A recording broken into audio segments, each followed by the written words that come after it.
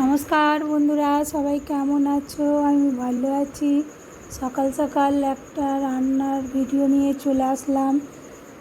আমি রান্না করছি, দেখো, পনিরের সবজি আলু দিয়ে রান্না করছি। আলুটাকে কেটে পাশে সেদ্ধ বসিয়ে দিয়েছি, পনিরটাকে পিস পিস কেটে নিয়েছি আর একটা করে তেলের মধ্যে দিয়ে দিচ্ছি। দিয়ে একসঙ্গে অনেকগুলো দিয়ে দিলাম, ভেজে নিলাম পনিরগুলো কড়াইতে। ওই তেলের মধ্যে জিরে ফোড়ন দিয়ে দিলাম এবং আলুগুলো দিয়ে দিচ্ছি। সেদ্ধ করা আলুগুলো ভাজার জন্য দিয়ে দিলাম।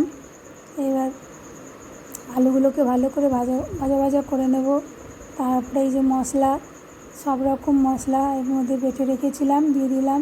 টমেটো কুচি দিয়ে দিলাম একটু, দিয়ে ভালো করে কষিয়ে নিয়ে জল দিয়ে পনির দিয়ে দেবো। দিয়ে আটা মেখে নিচ্ছি রুটি করবো বলে।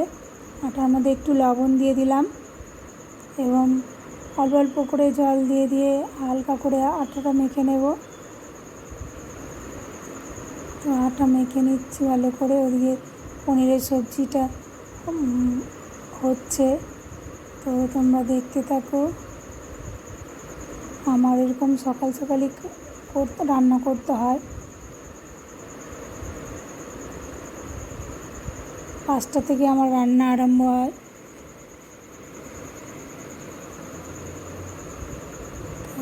রান্না করে নিচ্ছি।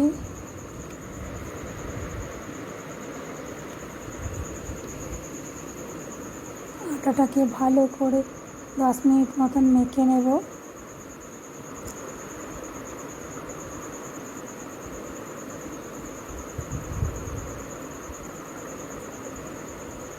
সফট করে নেব। আটা মাখা আমার কমপ্লিট। এদিকে সবজিটা দেখছি কেমন হয়েছে। সবজি আমার কমপ্লিট, বাটিতে নামিয়ে নিয়েছি এবং রুটিটা বেলে নিচ্ছি।